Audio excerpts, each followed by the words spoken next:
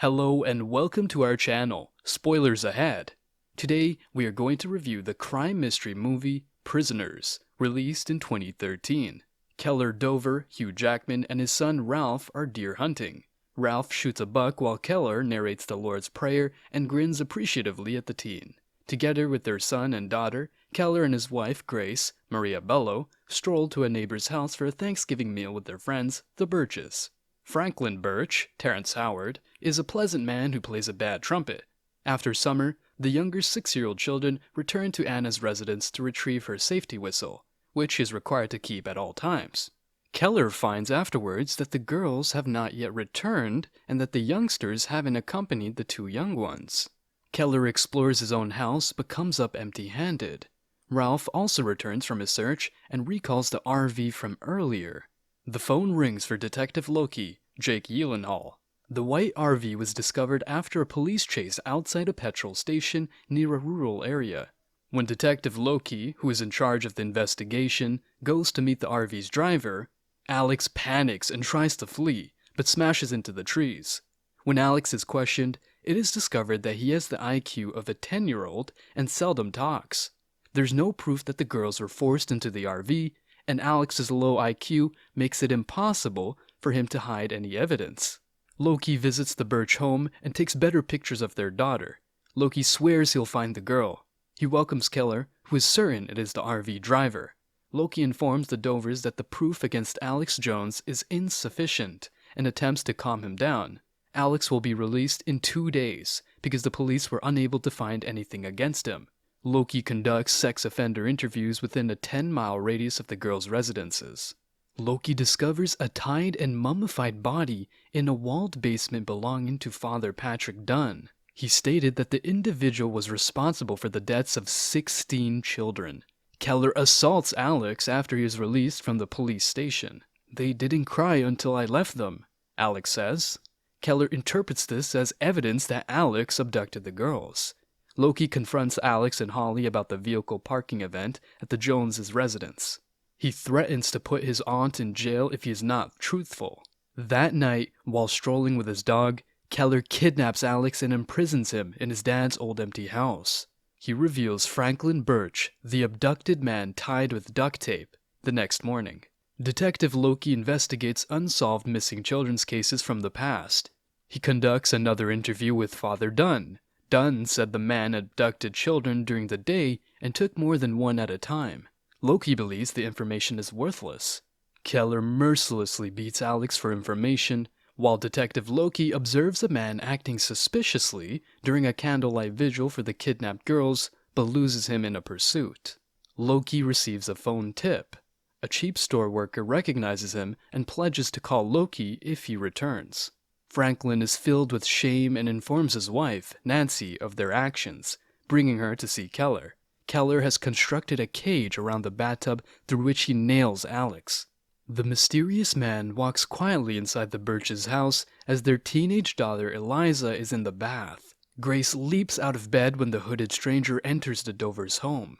When Detective Loki comes, she writes down her statement about someone entering through the window. In the pouring rain, Loki pursues Dover to a local liquor bar. Dover arrives with a bottle and inquires as to why he is being watched.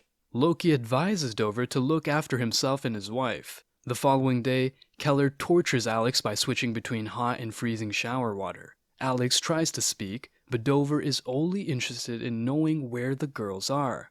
Loki approaches the building and goes to the ground floor. He comes across Dover, who's pretending to sleep. Dover offers the cop a quick tour of the dilapidated structure before Loki's cell phone rings with the shopkeeper, alerting him that the burglar has been detected. As a result, he departs swiftly. Loki confronts Taylor at his house, realizes he is unusual, and shackles him forcibly. There are maze novels, poisonous snakes, and blood-stained children's clothing stored in locked boxes in the back room. The Dovers and Birches each recognize clothing relating to their children in the containers, and Taylor admits to killing them. In the following incident, Loki loses control and strikes Taylor during questioning. Other policemen rush in. Taylor gets to take one of the policeman's guns from his belt and kills himself. Alex finally speaks out and recounts discovering the girls in a labyrinth. Loki storms into his office in the following scene. He discovers a photograph of a maze identical to the one Taylor was designing in a stack of pictures. Back at Taylor's residence, another detective informs us that the blood on the Clid's clothes was pig's blood. The tailor is now suspected of being a forgery based on the novel The Invisible Man. Loki is perplexed as to how Taylor obtained the missing girl's clothes. When he arrives at Dover's house, he discovers a little sock in the bushes. Grace receives a phone call and rushes to find Keller. Joy Birch was discovered roaming, drugged and hospitalized. Joy rambles about Keller being there in her sedated state, creating the appearance to others around her that Keller is somehow involved. Keller flees as Loki pursues him in the hospital, then outside in a car pursuit.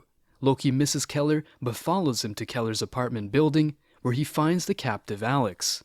Keller has arrived at Holly's house. Holly is cordial once more, and she invites him in for tea. Keller questions her about the girls, but she holds him at gunpoint and orders him to wear shackles and swallow the same sedative that Anna and Joy were given.